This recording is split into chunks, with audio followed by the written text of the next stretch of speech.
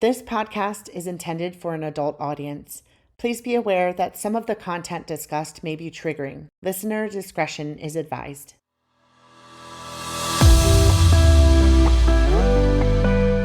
Welcome to Reach Out, the podcast, where we are dedicated to ending sexual violence through advocacy, counseling, education, and more. This is the official podcast of Reach Counseling, located in Northeast Wisconsin. You will learn more about the services we provide and hear from members of our team, sexual assault survivors, and the people who support them.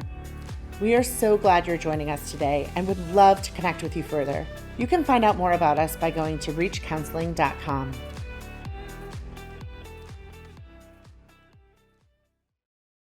The interview portion of this episode was recorded in May of 2023. Please keep this in mind when dates and timelines are referenced. This week's episode features an interview with Reach Counseling's Executive Director and CEO, Kristen Trimberger. As you listen, you will discover that Kristen has a huge passion for diversity, equity, and inclusion. She focuses on the mission, vision, and values of Reach as she leads her team, from teaching in Chicago to returning to the Fox Valley where she grew up, to developing into the leader within the nonprofit community that she is. Kristen has a wealth of knowledge to share. One of the highlights of this interview for me was hearing Kristen reflect on what she has learned along her journey. It's refreshing to meet a leader who's constantly looking for ways to improve. So, without further delay, here's episode 2.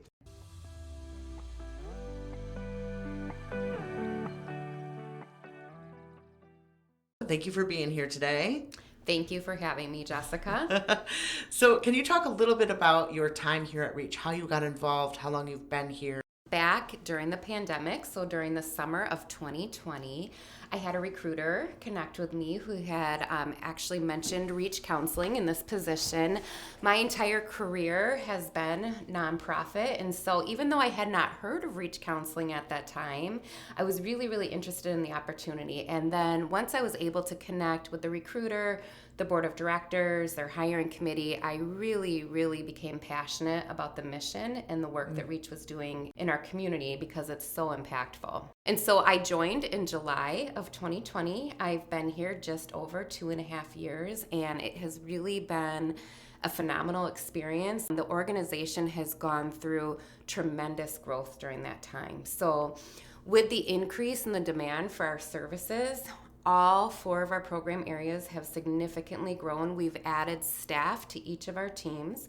We also received a very large grant from the government to help us expand our services into Outagamie and Calumet counties, because historically Reach has really only provided services in Winnebago. Right. And now we are serving across the Tri-County area. So with all of that expansion comes a lot of probably stress as well as victories and challenges. Can you talk a little bit about what's been the highlight of the expansion and what's been probably the most challenging aspect thus far? Yeah, so I will say Reach Counseling has an incredible team of passionate, dedicated, amazingly talented people here. And we absolutely could not have gone through this transition and this growth without each and every one of our team members. I will say that what's been really exciting to watch is just the amount of compassion and care and grace that I have seen our team members give to each other, to our community partners, especially to our clients that we're serving. And it's really them that have driven this expansion and help us to come out on the other side with, honestly, yes, there's been some growing pains, right? So right. When you add to your staff and you increase the size of all your programs, that means increased filing, increased admin work. Number of phone calls coming to the office is way higher than what it used to be in the past. Even the number of just people coming in and out of the building, right? And so we've had to adjust to all of that. But I am so proud to say that our team has really done that really, really well. Honestly, better than I ever could have expected. That's amazing. Yeah, as far as challenges, I'm going to say the biggest one. So when we received our federal grant funding to expand, our initial hope was to be in our Appleton location by January. Due to the pandemic, I'm sure that many of the listeners out there know that there really has been a backlog. It's been harder for us to get the materials that were needed, especially the office furniture, in a timely manner. So I am very excited to share that we are now in that Appleton space.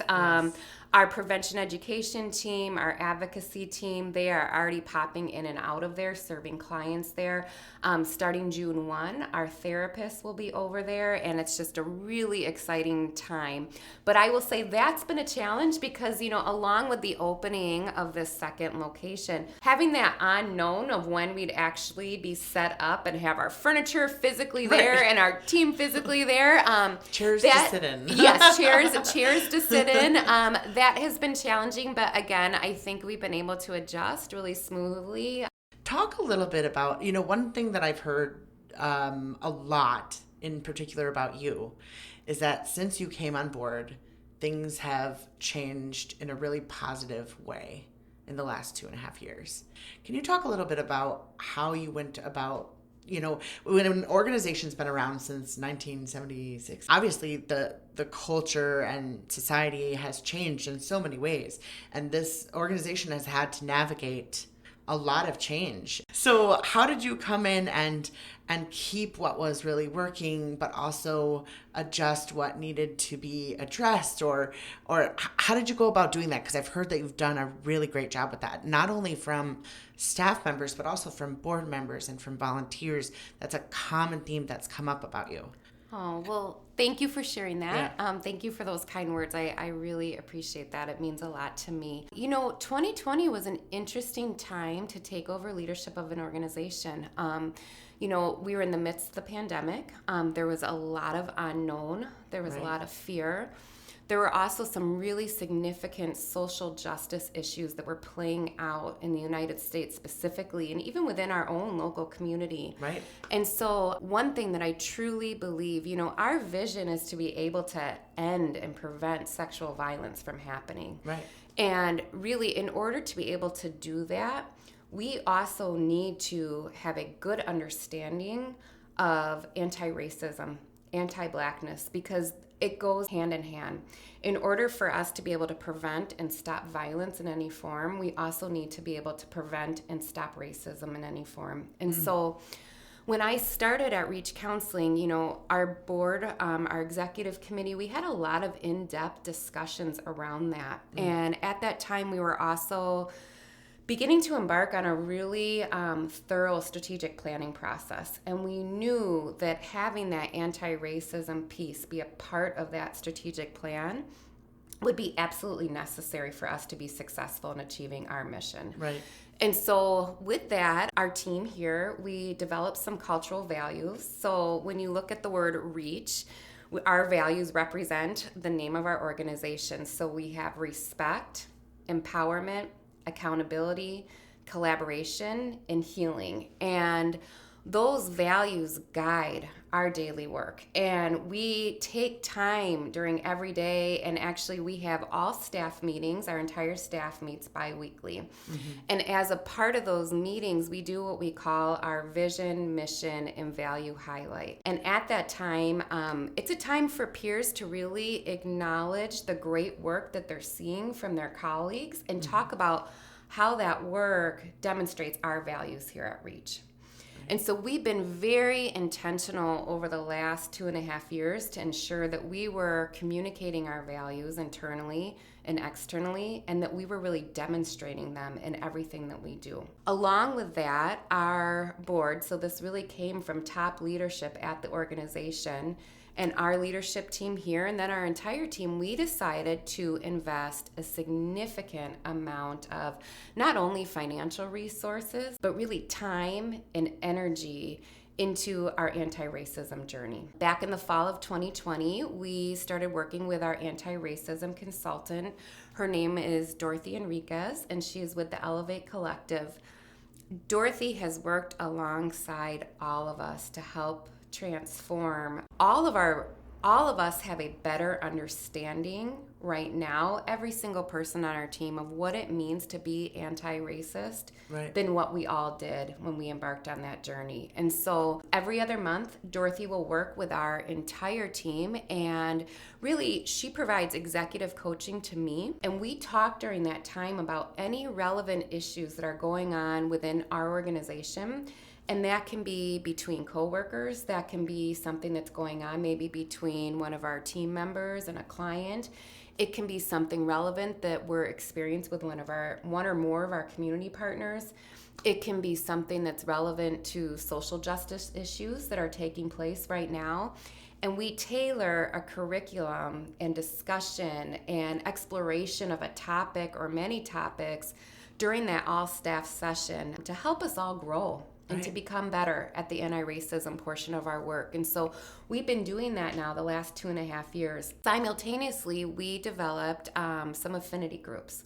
So we have an affinity group for our BIPOC staff, and this is a time for them to meet individually with Dorothy. This is only for our staff of color, to talk with Dorothy, to share things that maybe they wouldn't feel the same way about sharing if they were in the company of white individuals. So it's a time for them to have some really relevant, important conversations about what's taking place here at Reach, what's taking place in their work, maybe in their personal life, and to have some coaching and education and a time for them all to connect together around that. Right. We also have a white affinity group, and really it does the same thing. It's a time for our white staff to get together to ask questions about anti-racism that pertain to their personal life, their professional life, any social justice issues that maybe they wouldn't feel as comfortable asking in the company of our BIPOC staff. And so that work has also been extremely, extremely powerful.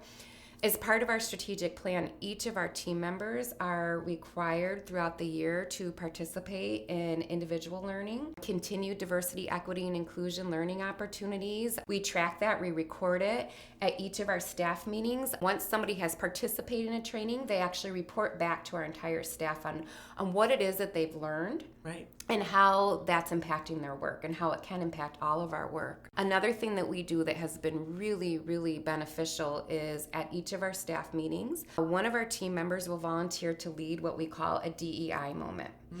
And, if needed, our anti-racism consultant will work with people individually to help coach them on that. But what it is it's a time for them to take a DEI topic, something that is related to diversity, equity, inclusion, and share and present their learnings to our whole team. And I have learned so much from our incredible team members over the last 2.5 years. We've covered topics like, the pipeline from schools to prison for a lot of BIPOC people in the United States. We've learned about food deserts. We have learned about Indigenous peoples and how there was a time when they were forced to go to schools that were very, very abusive for them in their community. And what is the impact of that now? We had a chance to really learn a lot and have deep discussions around all of this. And, as a result, what's interesting is we do performance evaluations twice a year. As part of those evals, all of our team members have an opportunity to anonymously give some feedback to other members of the team, to their peers. So, and it's always randomly selected. All of our team has been trained by Dorothy on how to give productive, meaningful, impactful feedback. That's key. Which is key, because we don't want anyone leaving feeling like, oh my goodness. But what that has allowed us to do is, with the help of Dorothy and the work of our team, we can hire based on what is a good culture fit for us. But we can also start to ask questions of, okay, do your personal values align with the values at Reach? And if they don't, is this a place that's a good fit for you? So now we've really actually intertwined all of our anti-racism work into our culture so deeply that we're really able to hire folks that fit and align with our values and want to be here and are very, very passionate about the work. And if they find that maybe that's not a fit once they're here, we're able to sit down and have those difficult conversations around, okay, well, what needs to happen to make this a fit? Or is Reach the right place for you right now, where you're at in your life, in your journey? And that has really helped our team to grow, to bond, and to really do some impactful work that maybe looks a bit different than what it had in the past. Right. And I wanted to touch base a little more on the hiring aspect with DEI questions and things like that, because that's something that's been brought up by other people I've interviewed for this. And I think it's something that makes Reach unique, or a part of a growing movement to include that in the hiring process. Can you talk a little bit about, obviously you've hit on why that's important, but how do you go about making that part of the process, and how does it determine your decision making and hiring? Yeah. Well, I will say for each and every single one of our positions, regardless as to whether it's an admin or a support staff position, whether it's a direct service position, whatever that looks like, whatever their role is going to be at Reach, there is a section during their interview where we do take time to share our cultural values. Mm-hmm. We will ask, how do you see yourself aligning with one or more of our values in your day-to-day life, whether it's personal or professional? We also do ask, where are you at right now in your personal diversity, equity, and inclusion journey? Have you taken any classes? Are you participating in any kind of social justice initiatives? What does that look like for you? And if you haven't, or you're not doing that currently, is this something that you're open to? Because this is a big part of who we are and what we do at Reach. And we want to make sure that this is a great fit, not just for us, but for you too. And it's been interesting. Yes, we have had several candidates that are almost right there where we are with our whole team and have done a lot of in-depth anti-racism work in their own journeys. And we have other folks who are very candid and honest who say, you know what, this isn't something I'm actively doing or that I've actively done. However, you have really piqued my interest here and I want to learn more. Do you have resources you can share with me? I want to learn more. This is amazing. And those folks also have an opportunity to be a great fit at Reach. Right. So it's not just about being the right fit on paper as far as credentials or skill set, but it's also about fitting in with the culture and the desire to grow and expand horizons and gain a greater understanding of what people from different backgrounds go through. Yes. Yeah. I'm curious if you could talk a little bit about why you're so passionate about nonprofits in particular. I have an interesting career path. So if you would have talked to me 15, 20 years ago when I was just starting out on that career path, and you asked me, one day, will you be working for a sexual assault service provider? I probably would have looked at you like a deer in the headlights, like, what are you talking about? Right. However, there's been, I would say, kind of this intervention from the universe along my journey. And I started out teaching in inner city in Chicago. And I had 36 kids in my kindergarten class. The majority of them had never been to a Head Start or an Early Start. This was their first experience in a classroom. That really opened my eyes to systemic poverty. Right. And the need for systemic change. One of my first days there, I found out that our lunch period was going to be at 1:20 in the afternoon. Oh, okay. And these are kids that are 5 and 6 years old. Seems a little late. Even me as an adult at that point, I was like, I'm going to be starving by then. We weren't allowed to eat in the classrooms. And so I really needed to go down and talk to the administration and say, hey, we've got to have a snack. We've got to have something. So the principal told me, if you can line up all 36 of those kids and get them down to the lunchroom before all the other lunches start, we will have a snack provided for you. I said, yes, we will be there. So the first time we all went down there, and it was a production getting them all to line up and walk through those halls quietly and make it there, but we did. They gave out apples for snacks, and I was like, oh, this is awesome. And so I'm handing out these apples to all these kids, and they're super excited because there really were not grocery stores located in that neighborhood. The majority of their food came from the corner liquor store, so things like Cheetos and chips and small little sugar huggy drinks, those types of things. So they're like, wow, what is this? This is apple. Most of them had never had apples before. And as I'm walking around and I went back, I had this big box of apples that I brought back, kind of back by where the lunch staff was, and brought that back. And when I came back to collect the garbage, literally the majority of them had eaten the stems, the seeds, like the core of the apple, because they had never had an apple before. And so that really really was very, that had a significant impact on just my life in general, and opened my eyes to what else was out there. And what was interesting is the school that I taught at was probably only 2 miles from where I lived in Chicago. Wow. But it was definitely a place I had not traveled to before. And so that ignited a passion, I think, for really aligning my work with systemic change. And so, after that, I taught in another school, and for a short amount of time, and I was always that teacher that was like, hey, should we be going to the local farmers market? They did have one, even though it was an up-and-coming neighborhood that had a lot of gang violence. There was a community group that gathered that had a market on the weekends, and should we be going there and trying to recruit families? This was a Catholic school, and see if we can get more kids to be coming here on scholarship. And I had different ideas for let's do an around the world night where each classroom learns about a different country and we have food and we do all these things. And finally the principal said, do you want to move out of the classroom and come in the office and help recruit families to join us, to come here to be a part of this? And I was like, yes. And so at that point, I started doing a lot of their development work. I was a director of advancement. So that really was my first introduction into fundraising.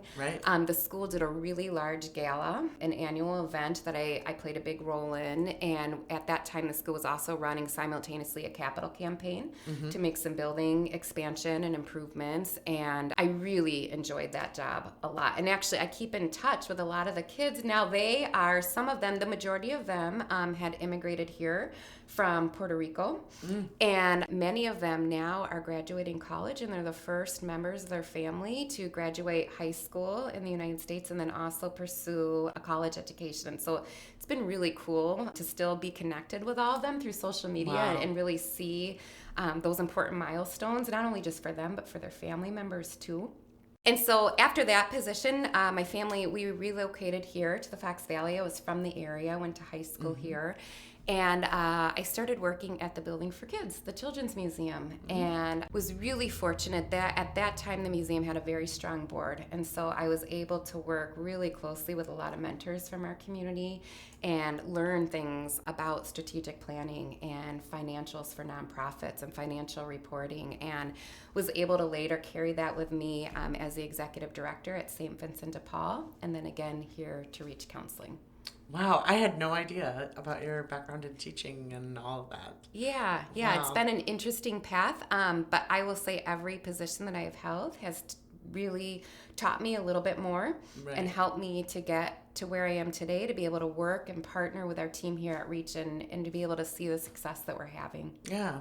One of the things I wanted to ask you about is, has it always been a thing to hire advocates that are of different backgrounds and specific advocates, so Asian, Latina, has that always been a thing, or is that something you pushed for, or how did that come to be? That's a great question. I will say we did have some advocates with differing backgrounds, especially more diverse backgrounds for this particular community when I started at Reach. So we had Mary Carmen Fabian, who is our Latina advocate. She was here. We, at the time the position, the person who had been there for a long time was on a medical leave, but we did have an Indigenous people advocate. However, since my time at Reach, our advocacy team has expanded. So now we have a Hmong advocate that's here. And we're expanding that into working more with people who have disabilities. A lot of different backgrounds that we see here in the Fox Valley that historically have been underrepresented in services. It's so important, especially with the stigma that's associated with sexual violence and sexual assault, that if that happens to a member of our community, that they have someone that looks like them and understands their language and their culture so that they feel comfortable seeking the services that they need. So we have grown the services that we offer that are very culturally specific, and that is an area that I can tell you strategically we will continue to grow to meet the growing needs of our community. Right. I think that's what makes Reach unique in another way. So I think that's amazing. And to hear that that's a goal to continue to grow that and to support that is really, really, I think, comforting for people. Can you tell me what your vision for Reach is 5-10 years from now? I know that's a tough question, but I'm just curious what you would say. Yeah. So obviously our end goal is to be able to end sexual violence. Right. Work yourselves out of a job. Yes. Yep. But I am realistic. And Yeah. I've worked in nonprofits for a long time. And so I know that yes, Reach will still be around 5 to 10 years from now. Our goal will always be to be able to best serve the people that need our services in this community. So, we will continue to expand all of our programs. We will continue to hire culturally representative people to serve the populations that we're working with. We will really do whatever it takes, whether that's fundraising or finding other different sources of revenue to keep us going to meet whatever needs are present here in our local community. That's awesome. So it's not necessarily something specific. It's that overarching, let's just keep assessing the needs and meeting those needs. Absolutely. Yeah. And as part of our strategic planning process, we review that plan on an annual basis. Okay. And that is a part of what we do each year is we work with not just our team here, but the intent is to be able to work with our community partners and other members of the community that we're interacting with to say, hey, what are you seeing? What's out there? And how can we best help based on our mission, our values? What can we do to improve the Fox Cities and make it a better place to live for everyone? Would you say that you are happy with the board of directors? Like, do you feel like you have a good variety of people on the board? Are you looking for other board members? Could you talk about that a little? Great question. Yeah. I feel incredibly grateful to work with the board of directors that we have here at Reach Counseling.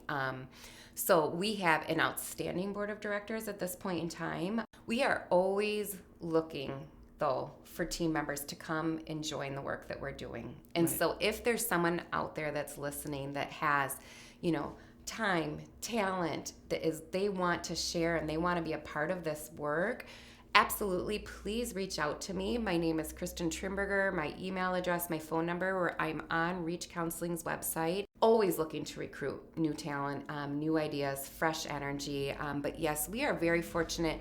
We have been very intentional about the board members that we have recruited over the last 2.5 years. Right. So really thinking about what does our organization need as we go through this growth and through this expansion? What types of expertise do we need? What type of representation do we need on our board to be successful in doing that? And so we've been very mindful to work with places like Volunteer Fox Cities. Also, a lot of our local funders that have large workforces within their organization will send out things to their employees saying, hey, Reach Counseling is looking for this. And that's been very successful for us as well. Also, word of mouth. We have some board members that have been with us now that are coming to the end of their term that say, hey, I have a neighbor who does this. I think they'd really like Reach. Would you be willing to sit down and have some coffee with them? That has been, I would say, the top 3 ways that we have really been able to connect with community members that are passionate about us. We also vet them the same way that we do our employees as they're coming in. So typically I will take them out for coffee, get to know them. There is an application that they fill out. That then goes to our executive committee. They'll review, have some discussion, and then one of our executive committee members will also connect with them for either coffee or lunch, share with them more about the work that we're doing at Reach, make sure that they're a great fit. Then we pass that along to the entire board for further discussion. So it is a vetting process, and it has worked really well for us. Yeah, that's great. And the one thing that the theme that I hear running through everything that you're saying is that people are united for Reach Counseling behind the mission, vision, and values. People not only are united behind that, but they understand it and they know what those things are. And, I would just like to point out to the listeners, and Kristen was stating those vision statements. She was not reading that off of something. She said that from memory. She knew it. And that I would say the same of most of the staff and volunteers and board members. Like, they know what the mission, vision, and values are. And that brings such a unification to the organization. And that's something I haven't seen at many other places. So congratulations to you on your leadership and servant leadership, really. I mean, you're not just talking the talk, you're walking the walk you're in the thick of things with people, and that makes a huge difference. So, oh, thank you. Yeah. I really appreciate that, Jessica. Yeah. Anything else you'd like to say or share with the listeners? Really just that I am so grateful for the opportunity to be here at Reach Counseling. This really aligns with not only my personal, my professional values, but just with my passion to want to make a difference in our community and wanting to make it a better place. So this is a place that really I hold very close to my heart, and I am extremely grateful to have this amazing opportunity to work with our team here and to serve our community. Thank you so much, Kristen. Thank you. Every 73 seconds, an American is sexually assaulted. You are not alone. Reach Counseling is here to help, and we're expanding our reach. Since 1976, we have offered our services throughout Winnebago County. We are pleased to now offer our services in Outagamie and Calumet counties as well. Reach Counseling is a sexual assault service provider for children and adults that offers culturally responsive outreach, prevention education, victim advocacy, trauma counseling, and sex offender treatment. As an anti-violence agency, we strive to heal lives and transform communities. Call our 24/7 helpline anytime at 920-722-8150. For more information, visit us at reachcounseling.com.